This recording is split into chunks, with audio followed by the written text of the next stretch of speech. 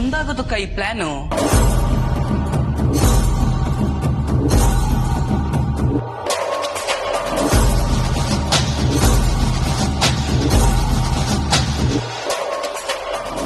ಏನು ಯೋಚನೆ ಮಾಡಬೇಡಿ, ನಾನು ಈ ವಿಷಯನ ಯಾರ ಹತ್ರನೂ ಹೇಳಲ್ಲ. ಯಾಕಂದ್ರೆ ಅಕ್ಕ ಭಾವ ಒಂದಾಗೋದೆ ನನಗೂ ಬೇಕಾಗಿರೋದು. ನಾವು ನಮ್ಮ ಪ್ರಯತ್ನ ಮಾಡ್ತೀವಿ ಗಣಿ, ಮಿಕ್ಕಿದ್ದು ಆ ದೇವ್ರಿಗೆ ಬಿಟ್ಟಿದ್ದು. ನೋಡೋಣ, ಎಲ್ಲ ಒಳ್ಳೇದಾಗುತ್ತೆ. ಸರಿ ಸರಿ, ಹೊರಡೆ ಬೇಗ. ಸರಿ ಡ್ಯಾಡಿ.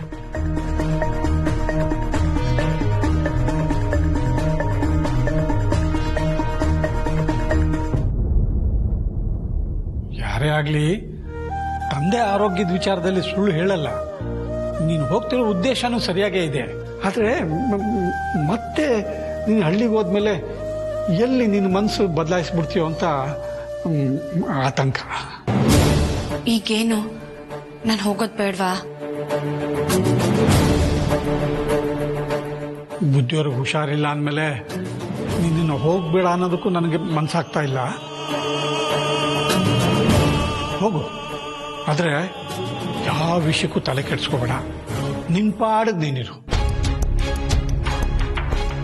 ತಲೆ ಕೆಡಿಸೋದಕ್ಕೆ 100 ಜನ ಇದ್ರು ಕೆಡದೇ ಇರುವಂತ ಗಟ್ಟಿ ಮನ್ಸು ನಿಂದಾಗಿರ್ಲಿ. ನೆನ್ಪಿಟ್ಕೋ, ನಿನ್ನ ಒಂದು ಸಣ್ಣ ಬದಲಾವಣೆ ಕೂಡ ಅರಸನ ಕೋಟೆಯಲ್ಲಿ ಚಂಡಮಾರುತಾನೆ ಬೀಸಬಹುದು. ನಮ್ಮ ಮನೆಯಲ್ಲಿ ಸಾವಿನ ಸೂತ್ಕಕ್ಕೂ ಕಾರಣ ಆಗಬಹುದು.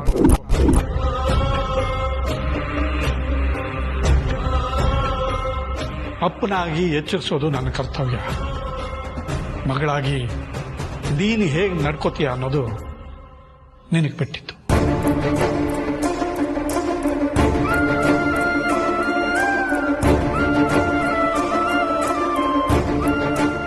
ಅಪ್ಪ, ನಾನ್ ನಿನ್ಗೆ ಮಾತು ಕೊಡ್ತೀನಿ. ನಾನಿವಾಗ ಯಾವ ಮನಸ್ಥಿತಿಲಿ ಹೋಗ್ತಿದ್ದೀನೋ ಅದೇ ಮನಸ್ಥಿತಿಲಿ ವಾಪಸ್ ಬರ್ತೀನಿ.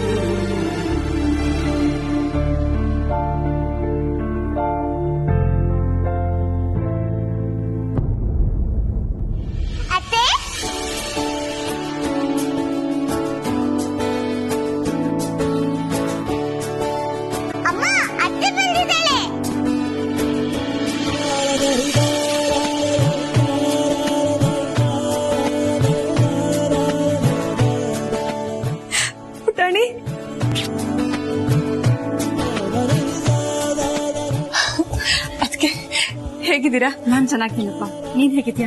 ನಾನು ಚೆನ್ನಾಗಿದ್ದೀನಿ. ಬನ್ನಿ ಬನ್ನಿ, ಎಲ್ರು ಹೇಗಿದ್ದೀರಾ? ಚೆನ್ನಾಗಿದ್ದೀವಿ, ನೀವ್ ಹೇಗಿದ್ದೀರಾ?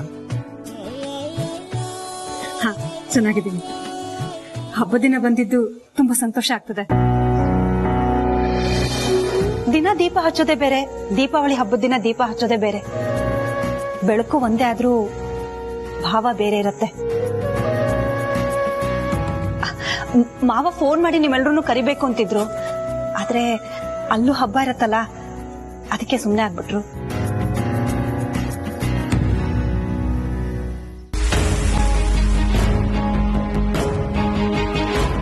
ಬುದ್ಧಿಯವ್ರ ರೂಮಲ್ಲಿ ಇಲ್ವಲ್ಲ, ಹಾಸ್ಪಿಟ್ಲಿಗೆ ಏನಾದ್ರೂ ಹೋಗಿದಾರಾ?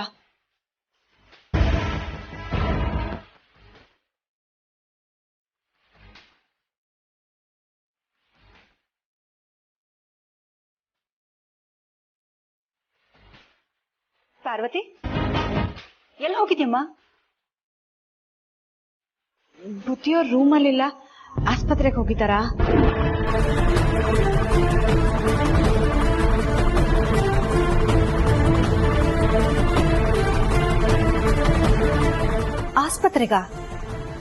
ಆಸ್ಪತ್ರೆಗೆ ಯಾಕೆ?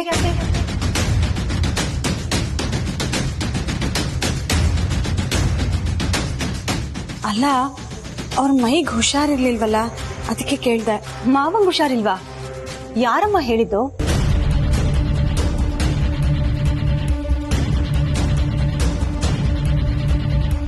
ರಾಗಿ ಮುದ್ದೆ ತಿಂದು ಬೆಳೆದಿರೋ ಜೀವ ಅದು. ಇಷ್ಟು ವರ್ಷದಲ್ಲಿ ಒಂದು ದಿನನೂ ಹಾಸಿಗೆ ಹಿಡಿದಿಲ್ಲ ಗೊತ್ತಾ? ಹಾಗಾದ್ರೆ ಬುದ್ಧಿಯವ್ರು ಎಲ್ಲಿದ್ದಾರೆ? ಮಾವ ನಾನು ಇಲ್ಲೇ ಇದ್ದೀನಿ.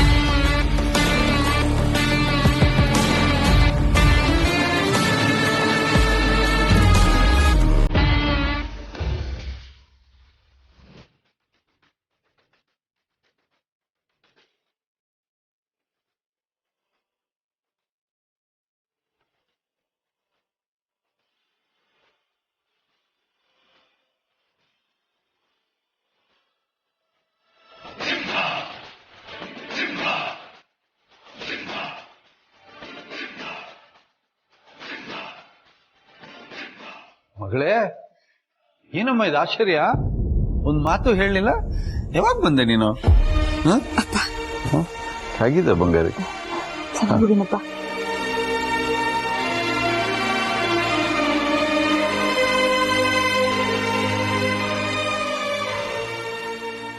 ಬುದ್ಧಿ, ನೀವ್ ಹುಷಾರಾಗಿದ್ದೀರಾ?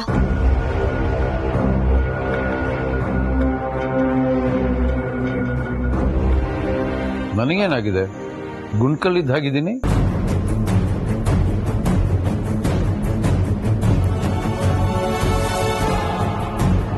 ಮತ್ತೆ ಜನನಿ ನಿಮ್ಗೆ ಹುಷಾರಿಲ್ಲ ಅಂತ ಕರ್ಕೊಂಬಂದ್ಲು.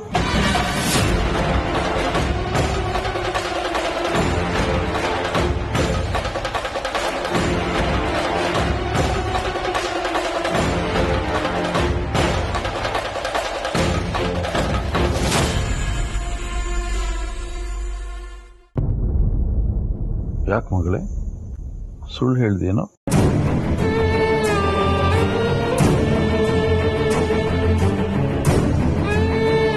ಮಾವ, ಅದು ಜನನಿ ಹೇಳಿದ್ದು ನಿಮ್ಗೆ ಹುಷಾರಿಲ್ಲ ಅಂತಲ್ಲ, ತಾತಂಗ್ ಹುಷಾರಿಲ್ಲ ಅಂತ.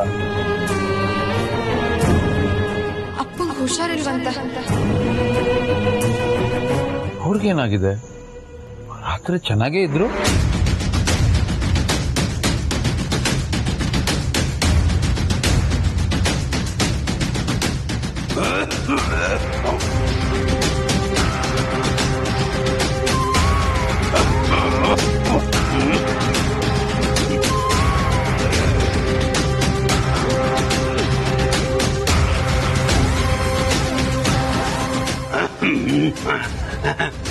ಅಂತೂ ಈ ಮುತ್ಕನ್ಗೆ ಹುಷಾರಿಲ್ಲ ಅಂತ ಫೋನ್ ಬಂದ ತಕ್ಷಣ ನೋಡಕ್ ಬಂದ್ರಲ್ಲ, ನನ್ನ ಜೀವನ ಸಾರ್ಥಕವಾಯ್ತು.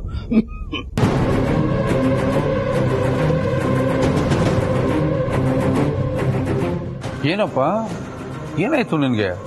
ರಾತ್ರಿ ಮಲಗೋವಾಗ ಚೆನ್ನಾಗೇ ಇದ್ದೆ. ಅದು ರಾತ್ರಿ ಜಾಸ್ತಿ ಆಯ್ತು.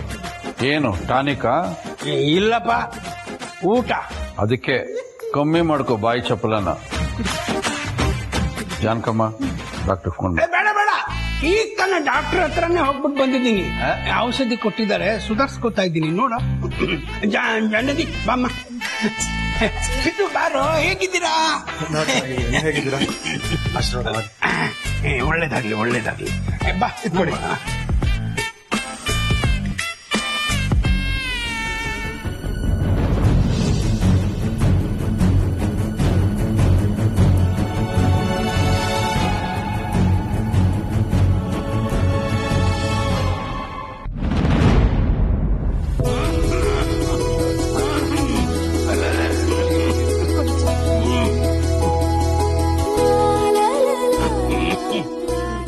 ನಿಜವಾಗ್ಲೂ ಹುಷಾರ್ ತಪ್ಪೋದೇ ಬೇರೆ, ಹುಷಾರ್ ತಪ್ಪೋ ತರ ನಾಟಕ ಆಡೋದೇ ಬೇರೆ.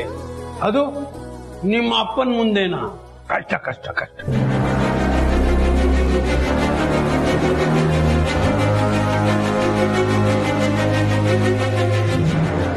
ಯಾಕಿಬ್ರು ಹೀಗೆ ನೋಡ್ತಾ ಇದ್ದೀರಾ?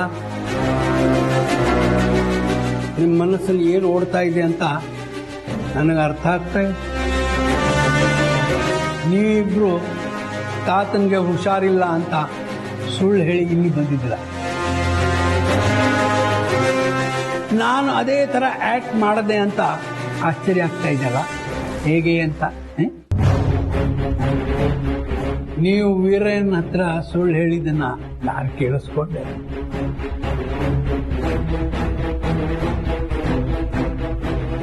ಅದು ಜನನಿ ಹೇಳಿದ್ದು ನಿಮ್ಗೆ ಹುಷಾರಿಲ್ಲ ಅಂತಲ್ಲ, ತಾತಂಗ್ ಹುಷಾರಿಲ್ಲ ಅಂತ.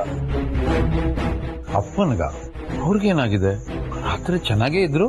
ಇವರಿಬ್ರು ನನ್ಗೆ ಹುಷಾರಿಲ್ಲ ಅಂತ ಸುಳ್ಳು ಹೇಳಿದ್ದಾರೆ ಅಂದ್ರೆ ಏನೋ ಬಲವಾದ ಕಾರಣ ಇರುತ್ತೆ. ಹೆಂಗೆ ನಾವು ಸೂಪರ್ ತಾತ. ಹೌದು, ಹೋದ್ ಸಲ ಥರ ಈ ಸಲನು ಮುಕ್ಕಿ ಕೈ ತಾತ, ನೀವ್ ಬಲೆ ಇದೀರಾ. ಅದೇನೋ ಗಾದೆ ಇದಲ್ಲ, ಮರ ಮುಪ್ಪಾದ್ರೂ ಹುಳಿ ಮುಪ್ಪೆ. ಎಷ್ಟೇ ಆದ್ರೂ ಉಪ್ಪು ಹುಳಿ ಖಾರ ತಿಂದು ಬೆಳೆದಿದ್ದ್ಯಾ ಇದು? ಮೊಮ್ಮಗ್ಳು ಮುಂದೆನ ತಾತ. ಆಮೇಲೆ ನಿಮ್ ಹಳೆ ಮುದ್ಕಿ ಈಗ ಮಂಜಾಗಿ ಬೇರೆ ಕಡೆ ಸೆಟ್ಲ್ ಆಗಿದೆ. ಹಳೆ ವಿಷಯ ಬಿಡು. ಈಗ ನೀವಿಬ್ರು ಯಾವ ಸ್ಕೆಚ್ ಹಾಕೊಂಡು ಬಂದಿದ್ದೀರಾ?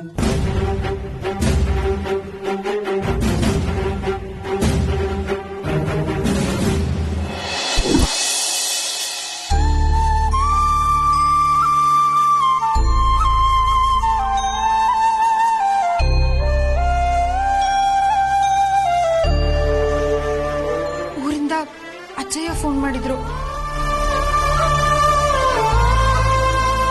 ನಿನ್ನನ್ನು ದೊಡ್ಡ ಯಜಮಾನ್ರನ್ನು ಒಂದ್ ಮಾಡೋದಕ್ಕೋಸ್ಕರ ನಿನಗೆ ಸುಳ್ಳು ಹೇಳಿ ಹಳ್ಳಿಗೆ ಕರ್ಕೊಂಡು ಹೋಗ್ತಿರ್ಬೋದಾ ಅಂತ ನನಗೆ ಅನುಮಾನ. ಜನನಿ ಹೇಳಿದ್ದು ಅಪ್ಪಂಗೆ ಹುಷಾರಿಲ್ವಂತೆ, ತಾತ ಫೋನ್ ಮಾಡಿದ್ರು ಅಂತ. ಹೌದು, ಅವ್ರು ಹಾಗೆ ಹೇಳಿದ್ದು. ಆದ್ರೆ ಇಲ್ಲಿಗೆ ಬಂದ್ಮೇಲೆ ತಾತಂಗ್ ಹುಷಾರಿಲ್ಲ ಅಂತಿದಾರಲ್ಲ. ತಾತ ನನಗೆ ಹುಷಾರಿಲ್ಲ ಅಂತ ಅಂದ್ರು. ಅದಕ್ಕೆ ಜನನಿಗೆ ಫೋನ್ ಮಾಡಕ್ಕೆ ಬರೋದಕ್ಕೆ ಹೇಳಿದೆ ಅಂತಾನು ಹೇಳಿದ್ರು. ತಾತ ಸುಳ್ಳು ಹೇಳೋದಕ್ಕೆ ಸಾಧ್ಯ ಇಲ್ಲ. ಹಾಗಿದ್ರೆ ಅವರಿಬ್ರು ಬೇರೆ ಉದ್ದೇಶ ಇಟ್ಕೊಂಡು ನಮ್ಮನ್ನ ಇಲ್ಲಿ ಕರ್ಕೊಂಡ್ ಬಂದಿದಾರ. ಮತ್ ಯಾವ ಉದ್ದೇಶ ಇಟ್ಕೊಂಡು ಇಲ್ಲಿ ನಮ್ಮನ್ನ ಕರ್ಕೊಂಡ್ ಬಂದಿದ್ದಾರೆ? ಅಪ್ಪ ಹೇಳ್ದ ಹಾಗೆ ಅವ್ರು ಬೇರೆ ಏನೋ ಮನ್ಸಲ್ಲಿ ಇಟ್ಕೊಂಡು ನಮ್ಮನ್ನ ಇಲ್ಲಿ ಕರ್ಕೊಂಡ್ ಬಂದಿದ್ದಾರೆ. ನಾನು ಅದಕ್ಕೆ ಅವಕಾಶ ಮಾಡ್ಕೊಡ್ಬಾರ್ದು. ತಾತ, ಮೊದಲನೇದಾಗಿ ನಿಮ್ಗೆ ಹುಷಾರಿಲ್ಲ ಅಂತ ಸುಳ್ಳು ಹೇಳಿದಕ್ಕೆ ನಮ್ಮನ್ನ ಕ್ಷಮಿಸಿ. ಯಾವಾಗ ಬೇಕಾದ್ರೂ ಬಿದ್ದು ಹೋಗೋ ಮರ ಇದ್ದು ಅದ್ರ ಬಗ್ಗೆ ನಾನು ತಲೆ ಕೆಡಿಸ್ಕೊಳ್ಳಲ್ಲ. ಹೌದು, ನೀವಿಬ್ರು ಯಾಕೆ ಸುಳ್ಳು ಹೇಳಿದ್ರಿ ಅಂತ ಹೇಳಿ. ಅಜ್ಜಯ್ಯ, ನಾವ್ ಸುಳ್ಳು ಹೇಳಿದ್ದು ಇಬ್ರ ಜೀವನ ಒಂದಾಗ್ಲಿ ಅಂತ. ಆಯ್ತು, ಆಗ್ಲಿ, ಒಳ್ಳೇದೇ. ಆದ್ರೆ ಯಾರದು? ನಮ್ಮ ಅಣ್ಣ ಮತ್ತೆ ಪಾರ್ವತಿ.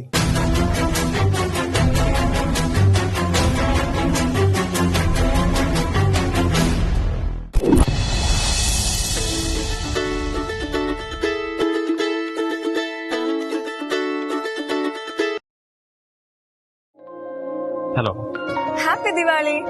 ದಿವಾಲಿ ಅಂತ ಹೇಳ್ಬೇಡ, ಅದು ಬೇರೆ ಅರ್ಥನೇ ಕೊಡುತ್ತೆ. ಅಚ್ಚ ಕನ್ನಡದಲ್ಲಿ ಸ್ಪಷ್ಟವಾಗಿ ದೀಪಾವಳಿ ಹಬ್ಬದ ಶುಭಾಶಯಗಳು ಅಂತ ಹೇಳಿ ಕೇಳೋದಕ್ಕೂ ಹಿತವಾಗಿರುತ್ತೆ. ವಾವ್, ಎಂತ ಮಾತು! ಹಾಗೆ ಆಗ್ಲಿ. ದೀಪಾವಳಿ ಹಬ್ಬದ ಶುಭಾಶಯಗಳು. ನಿನಗೂ ಅಷ್ಟೇ. ನೋಡಿದ್ರ ಈಗ ತಾನೇ ಇಷ್ಟೆಲ್ಲ ಮಾತಾಡಿ ಹಬ್ಬಕ್ ವಿಶ್ ಮಾಡಿದ್ರೆ ನಿಮ್ಗೂ ಅಷ್ಟೇ ಅನ್ಬಿಟ್ರೆ ಸಾಕಾ?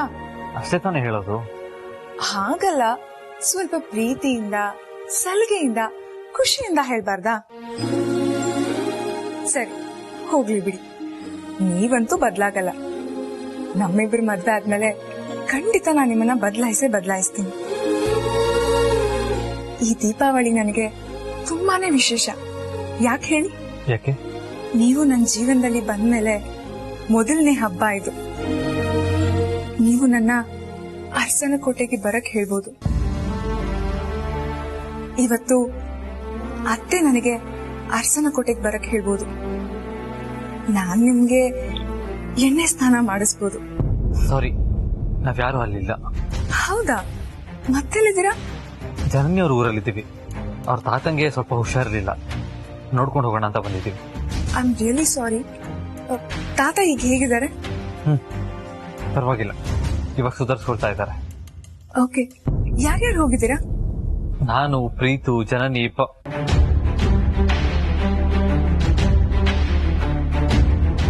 ಪಾರ್ವತಿ. ಪಾರ್ವತಿ ಅವ್ರು ನಿಮ್ ಜೊತೆ ಬಂದಿದ್ದಾರಾ? ಯಾಕೆ ಬರ್ಬಾರ್ದಾ? ಮಿಸ್ಟೇಕ್ ಮಾಡ್ಕೋಬೇಡಿ. ನಿನ್ನೆ ತಾನೇ ನಿಮ್ಮಿಬ್ರ ಬಗ್ಗೆ ಅಷ್ಟೆಲ್ಲ ಟಿವಿಲಿ ತೋರಿಸಿದ್ದಾರೆ. ಸೊ ಈಗ ನಿಮ್ಮಿಬ್ರನ್ನ ಒಂದೇ ಊರಲ್ಲಿ ಒಟ್ಟಿಗೆ ನೋಡಿದ್ರೆ ಇನ್ನೇನೇನ್ ಸುದ್ದಿ ಆಗುತ್ತೋ ಅಂತ ನನಗ್ ಬರಿ ಆಯ್ತು. ಆದ್ರೆ ನೀವೇನು ತಲೆ ಕೆಡಿಸ್ಕೋಬೇಡಿ. ಏನೇ ಬರ್ಲಿ ನಾನ್ ನಿಮ್ ಜೊತೆ ಇರ್ತೀನಿ. ಎಂತ ಕಷ್ಟ ಬಂದ್ರು ಒಟ್ಟಿಗೆ ಧೈರ್ಯದಿಂದ ಎದುರಿಸೋಣ. ಇತ್ತೀಚೆಗೆ ಯಾಕೋ ನೀವ್ ನನಗ್ ಬೇಕೇ ಬೇಕು ಅನ್ನಿಸ್ತದೆ. ನಿಮ್ಮನ್ನ ಬಿಟ್ಟು ಒಂದು ಕ್ಷಣ ಕೂಡ ಇರಕ್ಕಾಗಲ್ಲ ಅನ್ನಿಸ್ತದೆ. I miss you and I love you so much. I love you Parvati.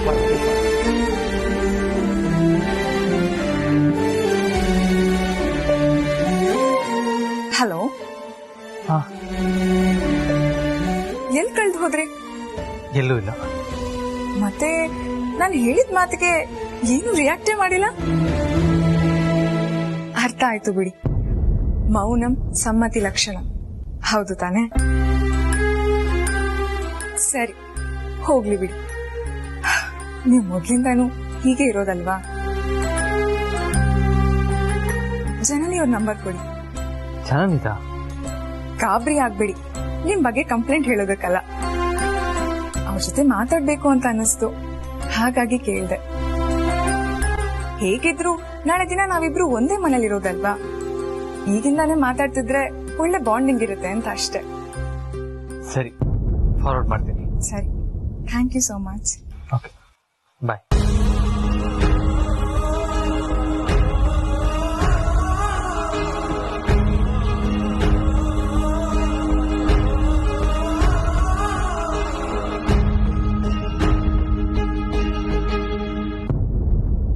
ಏನ್ ಹೇಳ್ತಾ ಇದೆಯಪ್ಪ? ಹಾ ತಾತ, ಅವರಿಬ್ಬರನ್ನು ಒಂದು ಮಾಡೋ ಉದ್ದೇಶದಿಂದ ಮಾವಂಗ್ ಹುಷಾರಿಲ್ಲ ಅಂತ ಸುಳ್ಳು ಹೇಳಿ ಅವ್ರನ್ನ ಕರ್ಕೊಂಡ್ ಬಂದಿದ್ದೀವಿ. ಯಾಕೆ, ಏನಾದ್ರೂ ಜಗಳ ಮಾಡ್ಕೊಂಡಿದ್ದಾರ? ಹೋದ್ ಸಲ ಬಂದಾಗ ಅವ್ರ ಮುಖದಲ್ಲಿ ಇದ್ದ ಖುಷಿ ಈ ಸಲ ಕಂಡಿಲ್ಲ. ಯಾಕೆ, ಏನಾಯ್ತು? ಇಬ್ರು ತಮ್ಮ ಪ್ರೀತಿನ ತ್ಯಾಗ ಮಾಡೋದಕ್ಕೆ ಹೊರಟಿದ್ದಾರೆ. ಏನೋ ಪ್ರೀತಿ ತ್ಯಾಗ? ಏನ್ ಹೇಳ್ತಾ ಇದೀಯೋ? ಹೌದು ತಾತ, ಅವರಿಬ್ರು ಮದುವೆ ಆಗಿದ್ದಾರೆ.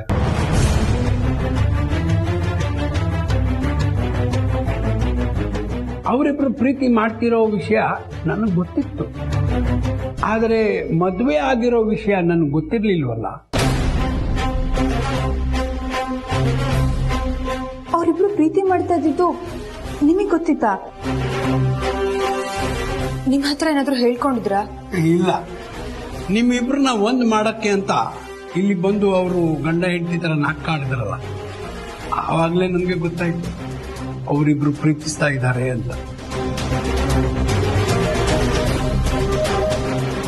ಈಗೇನಾಯ್ತು, ಪ್ರೀತಿಸ್ತಾ ಇಲ್ವಾ? ಪ್ರೀತಿಸ್ತಾ ಇದ್ದಾರೆ, ಆದ್ರೂ ಇಲ್ಲ ಅಂತ ಹಠ ಸಾಧಿಸ್ತಾ ಇದ್ದಾರೆ. ಸಾಲದಕ್ಕೆ ಈಗ ಮಾಮ್ ನೋಡ್ರೆ ಹುಡುಗಿ ಜೊತೆ ಬ್ರೋ ಎಂಗೇಜ್ಮೆಂಟ್ ಫಿಕ್ಸ್ ಆಗಿದೆ ಸರ್.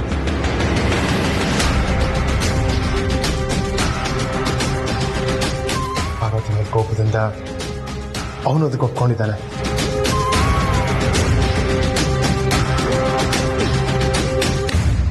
ಯಾಕಪ್ಪ ಪಾರ್ವತಿ ಮನೆ ಕೆಲಸದವಳು ಅನ್ನೋದು ಅಖಿಲಾಂಡೇಶ್ವರಿಗೆ ಚುಚ್ಚುತ್ತಾ ಇದೆಯಾ?